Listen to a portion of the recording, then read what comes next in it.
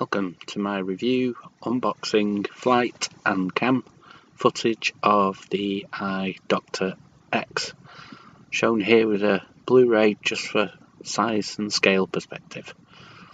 Here's all the features of the said drone.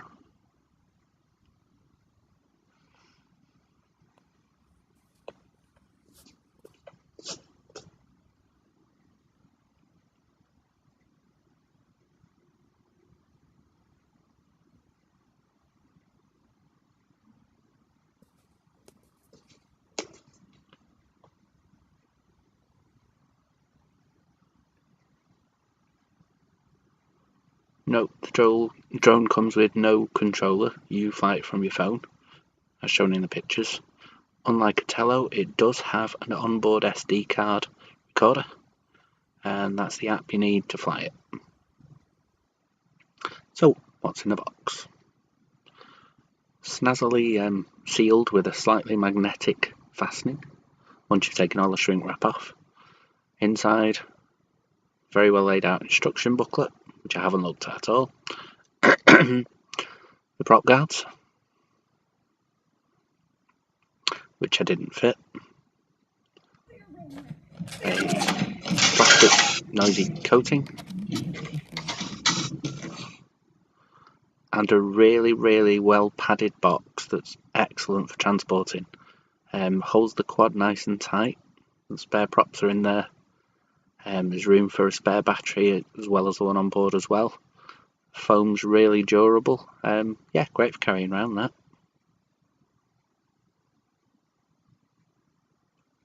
Anyway, onto the quad. Yeah, couldn't get it out at this point, so there we go.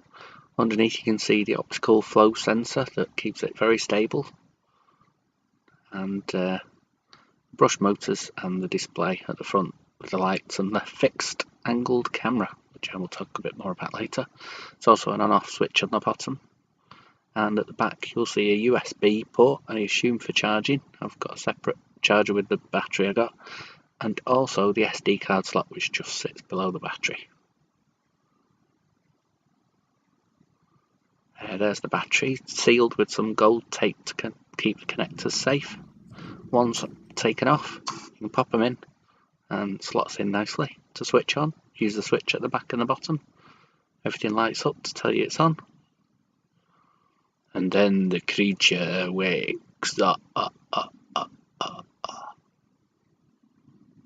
Yeah, anyway, here's some flight footage. Taken from a sexy Q6 hat cam, so basically a Firefly Q6 camera sat on top of my head, secured by elastic bands on a cap. It's very attractive. Once you've connected the Wi-Fi to the drone, having switched it on and got the app loaded, you're ready to fly. I never really took it out of low rates, simply because it was a bit windy where I was, and further around where I normally fly it was even windier. I kept it around 2 to 3 meters high, flew it around. It's very stable. It does drift occasionally. I'm not quite sure if that was the wind catching it or me. I'll have another flight and show you a bit more of that.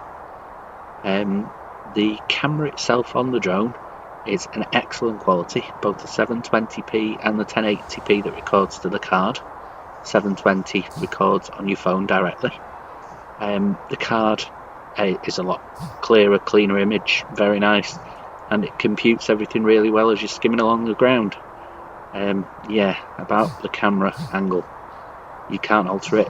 It faces down, and you probably have to fly this at about 20 foot, sort of, what's that, 6 meters or so, slightly higher. I didn't, as I say, because of the wind and the fact I'd hit those trees over there quite a few times. So yeah, I will do another video to follow that up with an actual horizon. Here's a few shots from the drone itself, a very clear image, very good camera. I feel image-wise this is probably a bit better than the tello. Flight-wise, probably a little bit worse. I haven't tried the higher rate yet, as I say. I realise now that really what I really miss is a hand controller, and I'd forgotten about that. Yeah, actual sticks rather than virtual sticks are a lot better. But all in all, the drone itself is compact, easy to carry around, has a great camera inbuilt on board, has a great camera attached to your phone as well. You can fly it, take it anywhere as long as there's absolutely no wind. It has the optical flow sensor to keep it fairly stable. If you're flying inside, I would definitely recommend the prop guards. Yeah, it's a good bit of fun.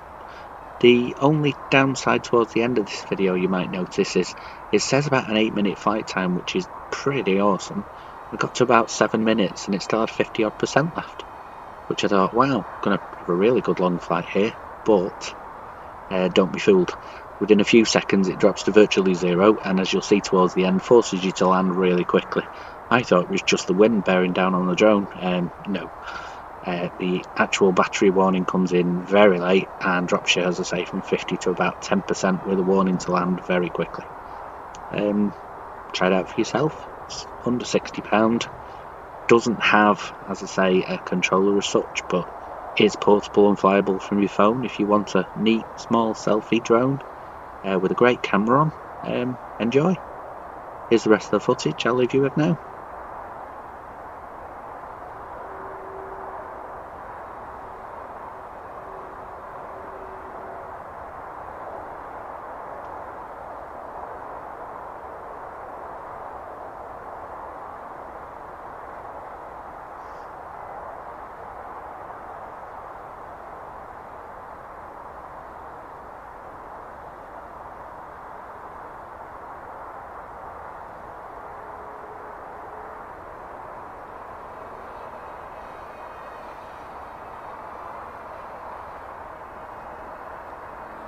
So to follow up, I will do another video taking this out on a pretty windless day.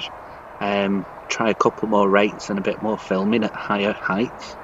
I'm not sure I'll keep it. I do like the Thieye X. I've got a bit more because of its unique camera. Even though fly-wise it's a bit poorer, it does still have a controller, which is nice.